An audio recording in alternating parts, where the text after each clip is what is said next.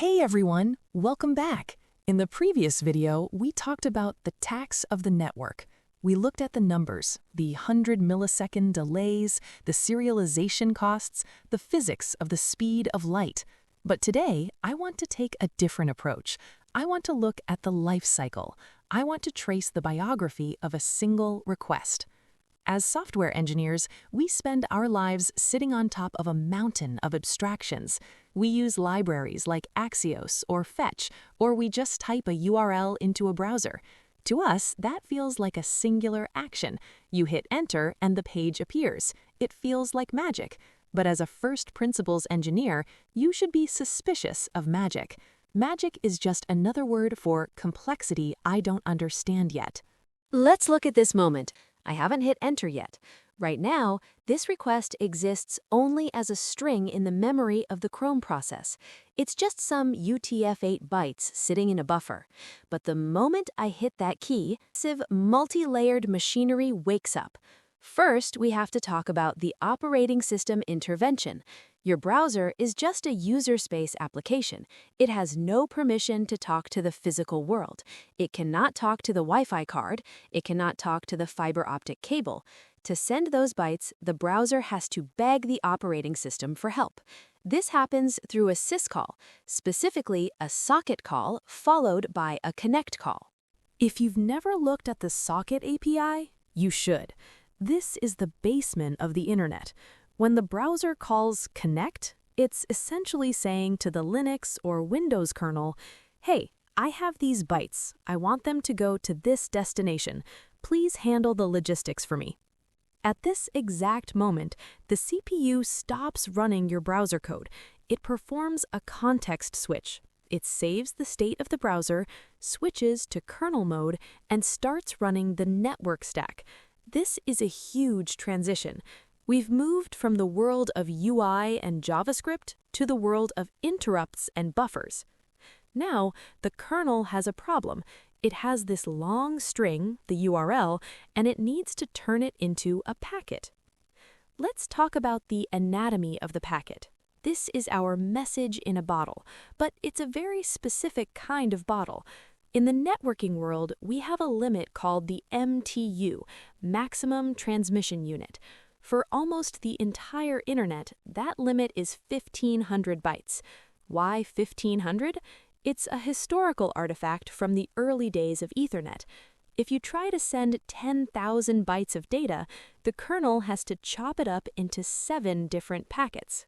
Inside this 1,500-byte bottle, the kernel starts adding wrappers. First, it adds the TCP header, 20 bytes. This is the sequence number. It's the kernel saying, this is packet number 1 of 5. Then it adds the IP header, another 20 bytes. This is the address. It's where we put the source IP, my laptop, and the destination IP. Then it adds the Ethernet frame, 14 bytes. This is the local address. This isn't the IP of the server in Virginia. It's the MAC address of your Wi-Fi router sitting 3 feet away from you. So look at the math. Before we've even sent a single byte of our movies API request, we've already wasted 54 bytes just on headers. This is the overhead of the bottle. Now let's look at the physical layer. The kernel has finished the packet. It's sitting in a send buffer in your RAM. Now the kernel sends a signal to your NIC, Network Interface Card. If you're on Wi-Fi, your NIC takes those binary ones and zeros and converts them into radio frequency waves. It literally vibrates the air at 2.4 gigahertz or 5 gigahertz. It's broadcasting your request to the room. Think about how crazy this is. Your request for movies is currently an electromagnetic wave bouncing off your coffee cup and your walls.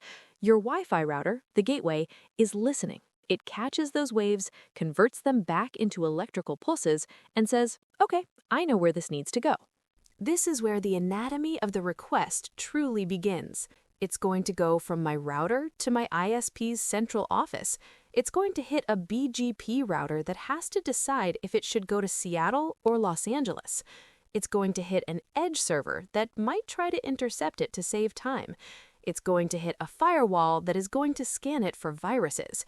If any one of these steps fails, if a router is too hot, if a cable is cut by a backhoe in Nebraska, if a BGP configuration has a typo, your request dies, and your browser just says timeout. As a system designer, your job is to visualize this entire vibrating air to silicon journey. Because when you design for high availability, you aren't just writing good code, you're designing a system that can survive the chaos of this journey. So, that's the birth of the packet.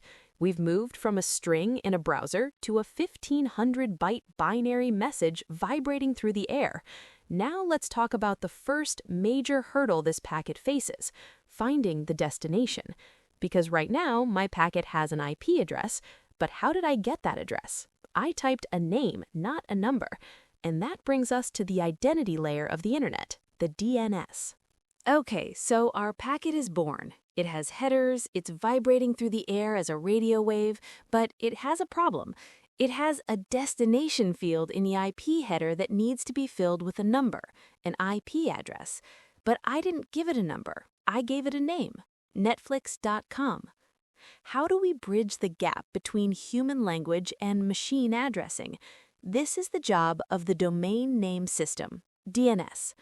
Now, most tutorials will tell you DNS is like a phone book. I hate that analogy. A phone book is a static list. DNS is much more interesting than that.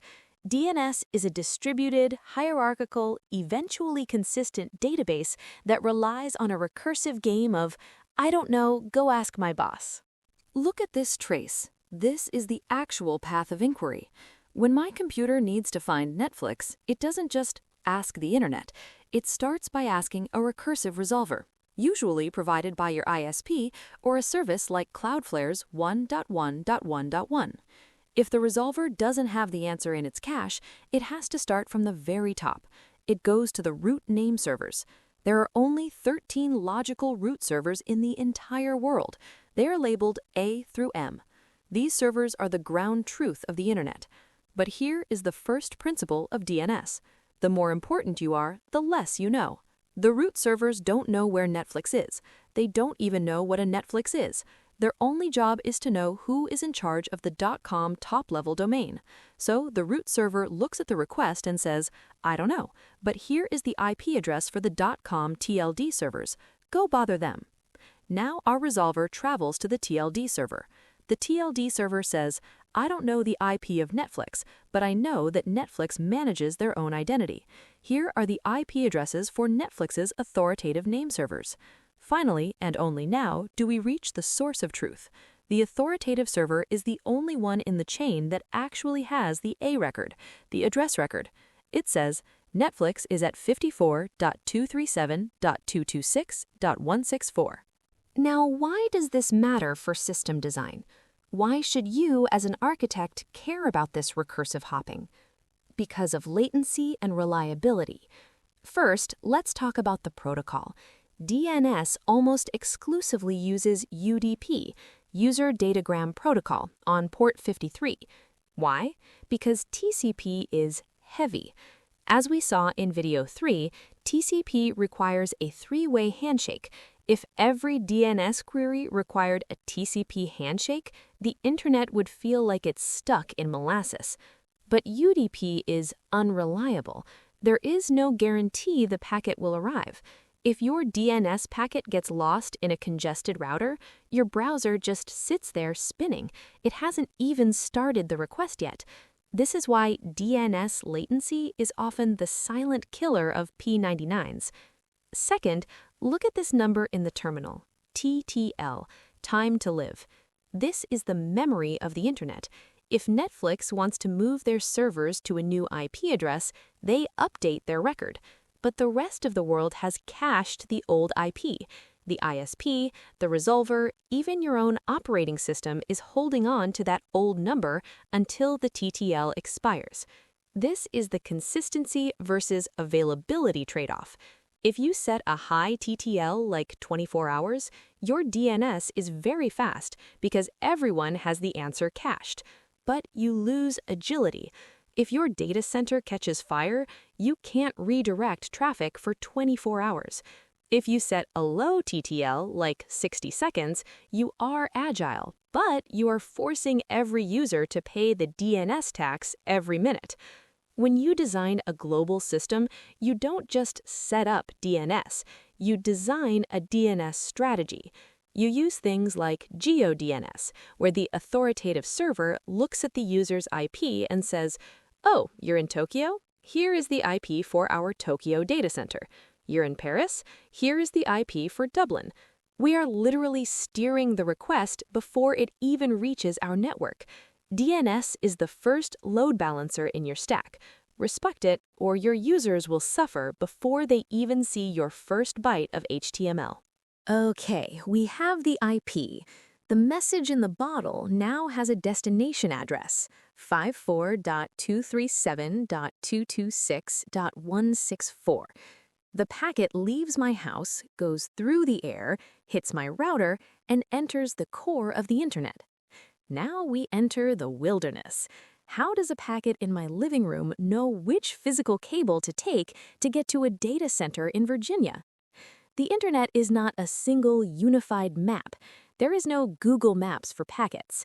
The internet is actually a collection of roughly 70,000 independent islands called autonomous systems, or ASs. Comcast is an AS, Google is an AS, your local university is an AS. To move a packet from one island to another, we use a protocol called BGP, Border Gateway Protocol. And I'm going to tell you something that might scare you. BGP is based entirely on gossip and trust. Look at these hops. Each line represents a handover from one router to another. BGP works like this. Each AS advertises the IP addresses it knows how to reach. Comcast tells its neighbors, "Hey, if you want to get to these 1,000 IPs, send them to me." But BGP is not performance-based, it is policy-based. If ISP A has a path to Netflix through ISP B that is 50 milliseconds and a path through ISP C that is 200 milliseconds, but ISP C is cheaper because of a business contract, BGP will send your packet through the 200 millisecond path. As a system designer, you need to realize that the public internet is a dark box. You have no control over whether your user's data goes from New York to London and back just to reach Canada. This is why BGP leaks are so dangerous. Every few years, an ISP in a small country accidentally advertises that they have the best path to Google. Suddenly, half the world's traffic tries to cram through a single fiber optic cable in a basement in Malaysia. The internet breaks because the gossip was wrong. So how do the big players like Cloudflare, Google, and Netflix deal with this chaos? They use a cheat code called Anycast. In normal networking, unicast, one IP address belongs to one physical machine. If that machine is in Virginia and the user is in Singapore, the packet must travel across the Pacific. In Anycast, we do something crazy. We give the exact same IP address to 100 different data centers around the world. We tell BGP, "I am 1.1.1.1 and I live in Sydney, Tokyo, London, and New York." When your packet enters the BGP wilderness, the routers look around and say, "Oh, you want 1.1.1.1? I'm in Sydney, and there's a version of that IP right here in Sydney. I'll just send it there." Anycast is a first principles hack to shorten the wilderness. By giving the same identity to multiple locations, we force the gossip protocol of the internet to find the physically closest version of us. This is how CDNs work. This is why when you ping 1.1.1.1, it feels fast. It's not because the speed of light got faster, it's because the destination moved closer. Okay, let's recap. Our packet was born in the browser, vibrated through the air, survived the BGP wilderness, and finally, miraculously, it has arrived at our front door. But front door is a loose term in system design. In a modern architecture, the first thing the packet hits isn't your server, it hits the edge. We've mentioned the edge before, but let's look at it from a first principles perspective. Why does it exist? It exists because handshakes are expensive. Remember video 3? To establish a secure connection, TLS, you need multiple round trips. If your user is in Sydney and your database is in Virginia, that handshake has to travel across the Pacific 3 times before you can send a single byte of data. That's 450 milliseconds of doing nothing. The edge is a termination point. We put a small, fast server in Sydney, your user does the handshake with that server, the 450 millisecond trip becomes a 10 millisecond trip. Once the trust is established locally, the edge server uses a persistent pipe, a warm TCP connection to talk to your origin server in Virginia. We are essentially caching the connection. If you aren't terminating TLS at the edge, you are penalizing your global users before they've even reached your firewall.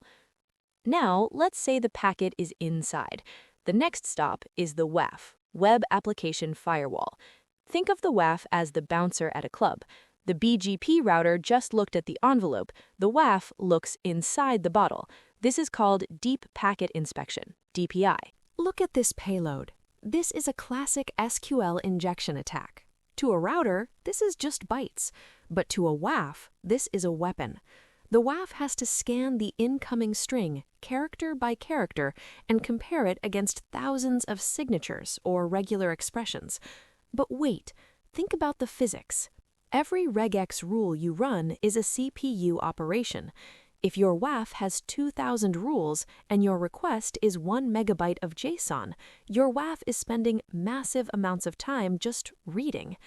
I've seen high-performance systems where the developers spent months optimizing a database query to save 5 milliseconds, but their WAF was adding 40 milliseconds of latency because it was trying to run complex regex on every single image upload.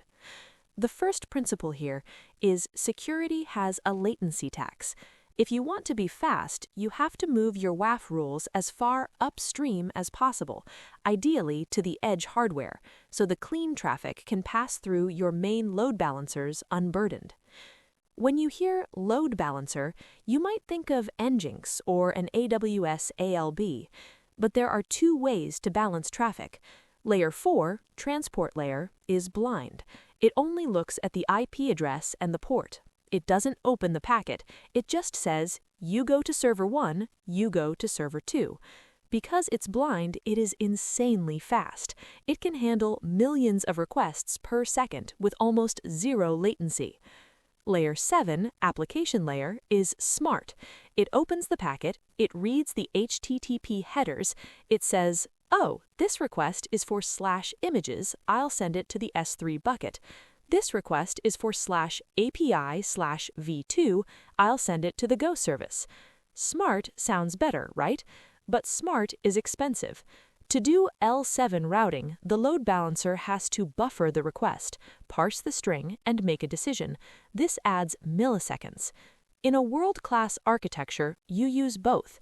You use an L4 balancer at the very front to handle the raw volume and protect against DDoS, and only after the traffic is filtered do you pass it to an L7 balancer to do the smart routing.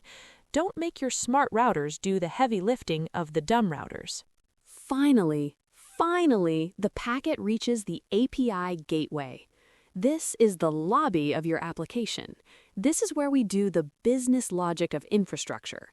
Authentication. Is this JWT valid? Does this user exist? Rate limiting. Has this user sent 500 requests this second? If so, kill it. Protocol translation. Turn this REST/JSON request into a gRPC call for my internal services. Most junior engineers put this logic inside their application code. They write an if user.isAuthenticated check in every function. But from a first principles perspective, that's a security risk. If a hacker sends a billion laughs attack or a malformed JWT and your Python application tries to parse it, your Python app will crash. By moving this logic to the gateway, using something like Envoy or Kong, you are creating a shield. The gateway, written in high-performance C++ or Rust, can drop those bad requests before they ever touch your expensive, memory-hungry application code. So let's look at the journey we just took. We started with vibrating air, Wi-Fi. We did a recursive search for truth, DNS. We survived the gossip wilderness, BGP. We cheated the speed of light at the edge. We passed the bouncer, WAF. We were routed by the traffic cop, L4/L7. We were admitted by the lobbyist, API gateway. And now, only now, does the request hit your code. Your index.js or main.go file finally receives a clean, authenticated, parsed object. Think about the scale of that achievement. Every time you refresh a web page, this entire global gauntlet happens in less than half a second. It is the most complex machine humans have ever built, and it works because we've layered these first principles on top of each other. But we aren't done. We've handled the movement of data. Now we have to handle the truth of data. Our request wants to save something or find something, and that means it has to hit the disk.